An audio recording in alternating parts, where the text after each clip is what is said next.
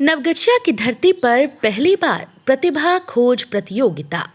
Presidency international school के campus में कक्षा 1 से 8 के छात्रों के लिए एक प्रतियोगिता परीक्षा आयोजित होने जा रही है। विजेता को मिलेगा एक लैपटॉप। विजेता को एक लैपटॉप से सम्मानित किया जाएगा, जो 85% अंक प्राप्त करेगा।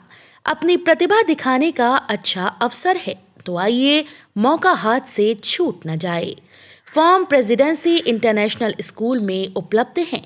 ये परीक्षा शैल हृदया चैरिटेबल एंड एजुकेशनल ट्रस्ट के द्वारा आयोजित की जा रही है। संभावित परीक्षा जून 2022 के महीने में। किसी भी जानकारी के लिए संपर्क करें 7368914733 या 8809304733। जल्दी करें। भागलपुर सर्किट हाउस पहुंचे जल संसाधन मंत्री, जिलाधिकारी सहित अन्य पदाधिकारियों से कई बिंदुओं पर की समीक्षात्मक बैठक। भागलपुर व भागलपुर के आसपास के क्षेत्रों में बाढ़ का जलस्तर इतना बढ़ जाता है कि सैकड़ों गांव जलमग्न हो जाते हैं। लाखों लोग इससे प्रभावित होते हैं। इसी के बचाव को लेकर भागलपुर सर्किट हाउस पहुंचे जल संसाधन मंत्री संजय कुमार झा, जिलाधिकारी सुब्रत कुमार सेन के अलावा अन्य कई पदाधिकारियों के साथ उन्होंने कई बिंदुओं पर समीक्षात्मक बैठक की।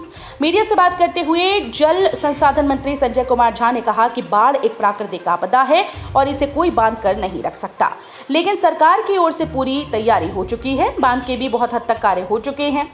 कुछ बचा हुआ कार्य जल्द पूरा कर लिया जाएगा। मानसून से पहले ये कार्य पूरा करना होगा, तभी हम बाढ़ के प्रकोप से बच सकते हैं।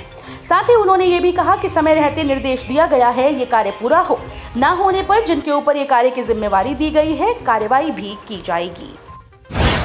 शाहकुंड सजौर के ऊपर टोला में रचाई अंतरजातीय विवाह। कहावत सही है कि जब इंसान को प्यार का इश्क चढ़ता है ना, उस समय जात पात एवं धर्म सब कुछ भूल जाता है। एक तरफ प्यार तो एक तरफ दरार। ऐसा ही एक मामला भागलपुर जिले के शाहकुंड प्रखंड के अंतर्गत सजौर थाना क्षेत्र के सजौर ऊपर टोला का आया है। आपको बता दें कि प्रेमी प्रेमिका का प्यार 1 साल से चल रहा था। लड़की पक्ष SC/ST हरिजन समाज से आते हैं, वहीं दूसरी तरफ लड़के पक्ष वाले OBC शाह समाज के हैं। एक दूसरे से आपस में बहुत प्यार करते हैं। जैसे ही इन दोनों की प्रेम प्रसंग की भनक घर वालों को हुई, वैसे ही लड़की पक्ष वाले लड़के के घर पर शादी करने की बात लेकर पहुंचे। दोनों तरफ से पंचायती की गई, जिसमें कि शादी करने के लिए दोनों तरफ से राजी हो गए। वहीं लड़की पवन हरिजन की बेटी ज्योति ने बताया कि हम मोहरिल शाह के पुत्र राकेश कुमार से प्यार करते हैं और शादी भी करेंगे। मोहरिल शाह के पुत्र राकेश का घर एक ही गांव सजौर में है। वर पक्ष वाले और वधू पक्ष वाले एक ही गांव के रहने वाले हैं। शादी करने के लिए सजौर ऊपर टोला महादेव मंदिर गया। महादेव मंदिर में हिंदू रीति रिवाज से शादी संपन्न हुई। ये और ऐसी शादी प्रखंड भर में कभी नहीं हुई है। अंतरजातीय विवाह में खुशी खुशी शादी कर अब जीवन कुशल से जिंदगी जिएगा। बिहार सरकार के जल संसाधन मंत्री संजय झा ने बाढ़ की पूर्व तैयारियों का लिया जायजा। बिहार सरकार के जल संसाधन मंत्री संजय झा बाढ़ की पूर्व तैयारियों का जायजा लेने के लिए नवगछिया पहुंचे। यहां के बाद कटिहार में भी बांधों का निरीक्षण मंत्री के द्वारा किया जाएगा। नवगछिया में उन्होंने पिछले साल 15 अगस्त को गोपालपुर इस्माइलपुर बिनेटोला बांध टूटने की जगह सहित जानवी चौक से इस्माइलपुर तक बन रहे 9 किलोमीटर बांध का निरीक्षण किया।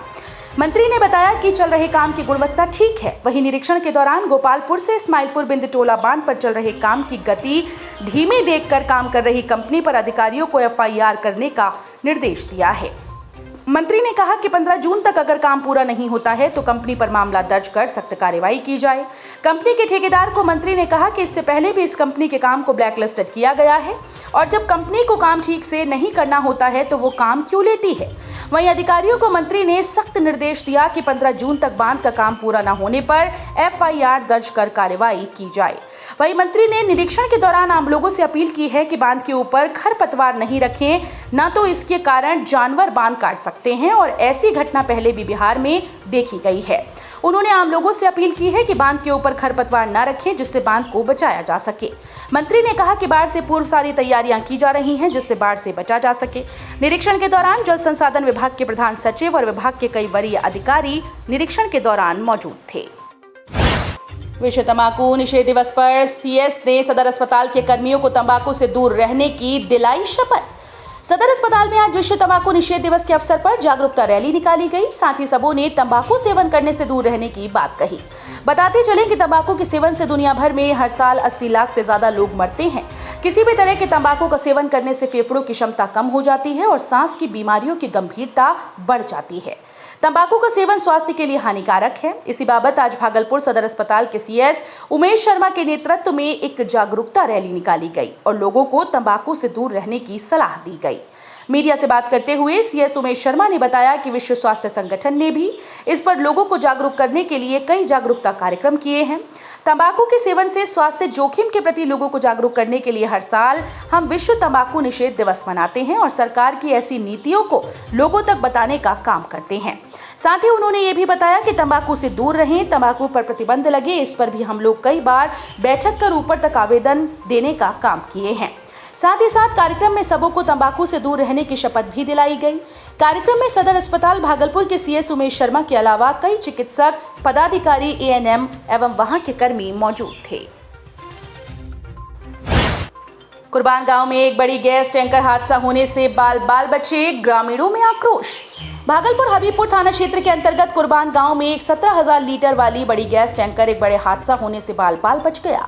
बताया जा रहा है कि 18,000 लीटर वाली gas tanker Urmila Bharat gas agency कुर्बान जा रही थी, जहां एजेंसी से 200 मीटर दूरी पर ही भरी गैस टैंकर पलटने से बाल बच गए। वहीं गैस टैंकर चालक का कहना है कि उर्मिला गैस एजेंसी गोदाम जाने के रास्ते बहुत ही सांकरा है, जिससे अक्सर टैंकर को जाने में भारी दिक्कतों का सामना करना पड़ता है। वहीं 18,000 लीटर वाली गैस टैंकर आज बड़ा हादसा होने से बाल बच गया। यदि गैस टैंकर का वॉल्व टूट जाता तो एक बड़ा हादसा हो जाता, तो पूरा इलाका थर्रा उठता और हादसे से पूरे इलाके में भारी क्षति पहुंचती। वहीं चालक ने कहा कि एजेंसी का रास्ता इतना सकरा और खराब है कि ऐसी घटना की आशंका अक्सर बनी रहती है, जबकि उर्मिला भारत गैस एजेंसी द्वारा इस तरह का 10 टैंकर मंगाकर सड़क पर छोड़ देते हैं। वहीं भरी गैस टैंकर को खाली कराने में 10 दिन लग जाते हैं। वहीं स्थानीय लोग इस तरह की संभावित घटना की आशंका को देख जहां लोगों में आक्रोश है, वहीं इस तरह की संभावित घटना की आशंका से लोगों के बीच अक्सर भय बना रहता है। बेलहर विधायक मनोज यादव ने कचहरी चौक भागलपुर के पास वन वे का उल्लंघन करने की कोशिश की। एएसआई लाल बहादुर यादव ने विनती कर उन्हें यातायात पालन करने का किया अनुरोध। भागलपुर के कचहरी चौक पर ट्रैफिक व्यवस्था सुधारने को लेकर सैंडर्स कंपाउंड के चारों तरफ वन वे लागू किया गया, लेकिन बेलहर विधायक मनोज यादव वन वे का उल्लंघन करते हुए सैंडर्स कंपाउंड की ओर जाने का प्रयास कर रहे थे, जिस पर ट्रैफिक व्यवस्था में तैनात जमादार लाल बहादुर यादव के द्वारा विधायक की गाड़ी के सामने आकर उन्हें रोक दिया और उन्हें वापस गाड़ी घुमाने का आग्रह करता नजर आया। दरअसल विधायक के बॉडीगार्ड के द्वारा बैरिकेडिंग को हटाकर गाड़ी पार कराई जा रही थी। वहीं विधायक को बैठा देखकर सिपाहियों ने तो कुछ नहीं किया, लेकिन जमादार ने आगे बढ़कर विधायक को भी ट्रैफिक नियम पालन करने का अनुरोध किया, जिसके बाद विधायक ने भी वहां से गाड़ी घुमाकर निकल गए। हवाई सेवा संघर्ष समिति के द्वारा बाबा वृद्धेश्वर नाथ मंदिर में हुआ हवन कार्यक्रम का आयोजन। भागलपुर में हवाई सेवा संघर्ष समिति के द्वारा बाबा बिंदेश्वर नाथ मंदिर में हवन कार्यक्रम का आयोजन किया गया, जिसमें राजनेताओं को हवाई सेवा शुरू करने को लेकर सद्बुद्धि की प्रार्थना की गई। हवाई सेवा संघर्ष समिति के द्वारा 33 दिनों तक घंटाघर चौक पर हवाई सेवा की मांग को लेकर महाधरना दिया गया था, जिसके बाद क्षेत्र के सांसद अजय मंडल के द्वारा हवाई सेवा शुरू करवाने को लेकर पहल करने की बात कही थी और दिल्ली में उड़ान मंत्री से सेवा संघर्ष समिति के लोगों को मुलाकात करवाई गई थी, जिसके बाद महाधरने का कार्यक्रम स्थापित किया गया था और जल्द ही हवाई अड्डे पर ट्रायल कराकर हवाई सेवा शुरू करने की बात कही गई थी। लेकिन 1 माह से अधिक समय बीत जाने के बाद भी कोई कार्रवाई न होने पर संघर्ष समिति के लोगों के द्वारा आज हवन कार्यक्रम का आयोजन किया गया। भागलपुर के समीक्षा भवन में प्रधानमंत्री मोदी के द्वारा वर्चुअल तरीके से गरीब कल्याण सम्मेलन का हुआ आयोजन। आयुष्मान भारत प्रधानमंत्री जन आरोग्य योजना के तहत देश के कई हिस्सों से लाभार्थी इस सम्मेलन में लिए हिस्सा। भागलपुर के समीक्षा भवन में प्रधानमंत्री नरेंद्र मोदी के द्वारा वर्चुअल तरीके से गरीब कल्याण सम्मेलन का आयोजन किया जा रहा है, जिसमें देश के कई हिस्सों के लाभार्थी इस सम्मेलन में हिस्सा ले रहे हैं। प्रधानमंत्री जन कल्याणकारी योजनाओं के लाभार्थियों के साथ संवाद किया जा रहा है। वहीं प्रधानमंत्री किसान सम्मान निधि के तहत 10 करोड़ से ज्यादा किसानों को 21,000 करोड़ से अधिक की 11वीं किश्त का हस्तांतरण किया जा रहा है। कार्यक्रम के दौरान सांसद अजय मंडल, जिलाधिकारी सुब्रत सेन, मेयर सीमा शाह सहित कई जनप्रतिनिधियों और सामाजिक कार्य से जुड़े हुए लोग और योजनाओं का लाभ ले रहे लाभार्थी सम्मेलन के दौरान मौजूद थे। कहलगांव के रसलपुर में 2 गुटों के बीच जमकर हुई झड़प, एक की मौत, 3 घायल। भागलपुर के कहलगांव के रसलपुर में दो गुटों के बीच जमकर हिंसक झड़प हुई, जिससे एक की मौत हो गई जबकि 3 घायल हैं। घायलों को इलाज के लिए अस्पताल में भर्ती कराया गया। मौके पर रसलपुर थाने के अलावा आसपास के 6 थाने के पुलिस पहुंचकर विधि व्यवस्था को कंट्रोल करने की कोशिश कर रहे हैं।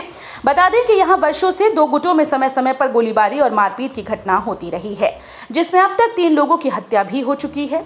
बरसों बाद फिर से 2 गुटों में झड़प हुई और एक की मौत हुई। घटना को लेकर इलाके में भय का माहौल बन गया। आसपास की सभी दुकानें बंद हो गईं। मृतक के परिजनों ने एक 4 महागामा पथ को जाम कर हत्यारे को गिरफ्तार करने की मांग कर रहे हैं। पुलिस ने कहा, एफओ कंपनी के इलेक्ट्रीशियन की सड़क दुर्घटना में हुई मौत, परंतु विवेक को लगी थी सिर में गोली। मृतक के भाई ने कहा था, पोस्टमार्टम मेरे आने के बाद कराना है, परंतु पुलिस और कंपनी की मिलीभगत से पोस्टमार्टम अहले सुबह 4 बजे ही करा दिया गया। भागलपुर के सुल्तानगंज थाना क्षेत्र के कमरगंज गांव के समीप एक अज्ञात वाहन की चपेट में आने से एफओ कंपनी के इलेक्ट्रीशियन की मौत शनिवार की देर रात हो गई। वहीं घटना के बाद सुल्तानगंज थाने के द्वारा कर्मी का पोस्टमार्टम कराया गया। मामले को लेकर मृतक कर्मी विवेक चौधरी के भाई अभिषेक सिंह ने बताया कि घटना की सूचना पर मैंने पुलिस पदाधिकारी व कंपनी के लोगों से कहा, मेरे आने के बाद ही पोस्टमार्टम कराना है, और मुझे पुलिस वालों ने आश्वस्त कराया कि ठीक है, आपके आने के बाद ही आगे की कार्रवाई होगी, और मेरे आने से पहले मेरे भाई विवेक चौधरी का पोस्टमार्टम करा दिया गया, जबकि मेरे भाई के सर के पीछे गोली लगी है। पता नहीं क्यों कंपनी व पुलिस वाले इसे एक्सीडेंट साबित करना चाह रहे हैं। मृतक के भाई ने पुलिस प्रशासन से प्रार्थना भी की है कि फिर से मेरे भाई का पोस्टमार्टम हो और मेरे भाई को न्याय मिले। बताते चले कि मृतक विवेक चौधरी उत्तर प्रदेश के बालूगंज ग्राम के रहने वाले हैं।